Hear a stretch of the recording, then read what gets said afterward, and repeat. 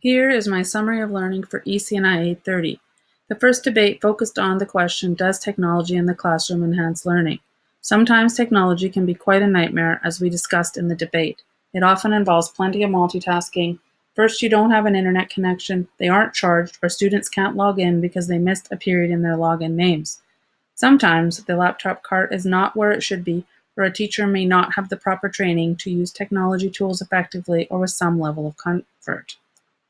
On the other hand, technology can be an excellent tool that can grab a student's attention.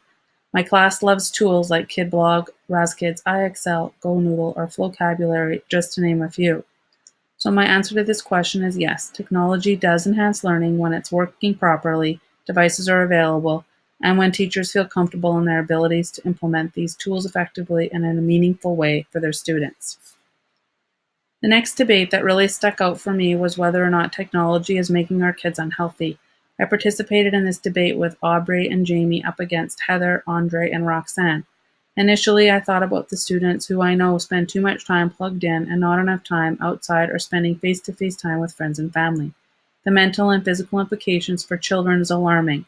Proper nutrition, obesity, lack of exercise, sleep, time outside, and cyberbullying are enough to want to unplug for good. I witnessed these changes in my classroom year after year, day after day. I noticed that more and more students struggled to focus during daily activities. But after further reflection, I felt some sense of relief when I think about the impact I can potentially have on my students by teaching them how to balance technology as a tool in their day-to-day lives. Balance is the key. We also discussed how technology is a force for equity in society. This brought on interesting research findings and points of view. Personally, I have been aware of the inequities of technology devices between schools, as well as the number of teachers who effectively and competently use technology as a helpful tool every day compared to teachers who do so in a limited or non-existent way. It seems that consistency does not exist. The discussions surrounding the digital divide and the Matthew effect were enlightening to say the least.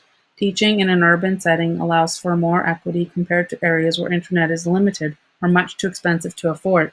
Clearly, teachers need further training in implementing technology as a tool. As well, people with a lower socioeconomic status need to be supported more to ensure the divide does not continue to drift farther apart.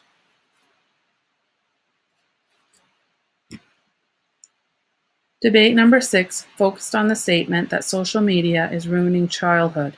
The Agree side provided information on the impacts on children's mental health, added stress, anxiety, and sleep deprivation.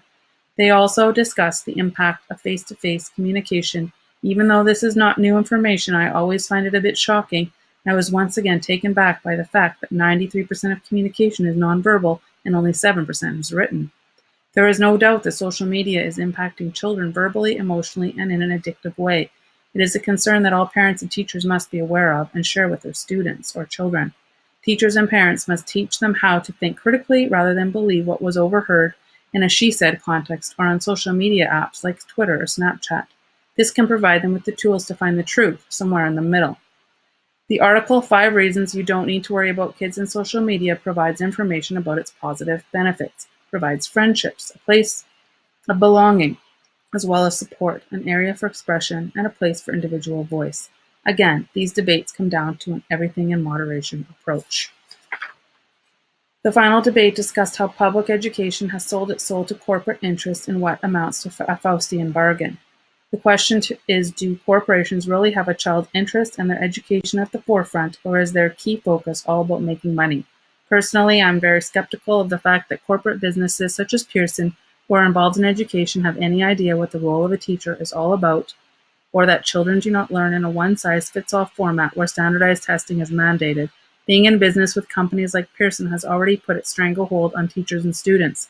Yes, there are many corporate businesses such as Google Apps and Scholastic who do provide unquestionable support to our students every day and often provide supports for grade 12 graduate rates.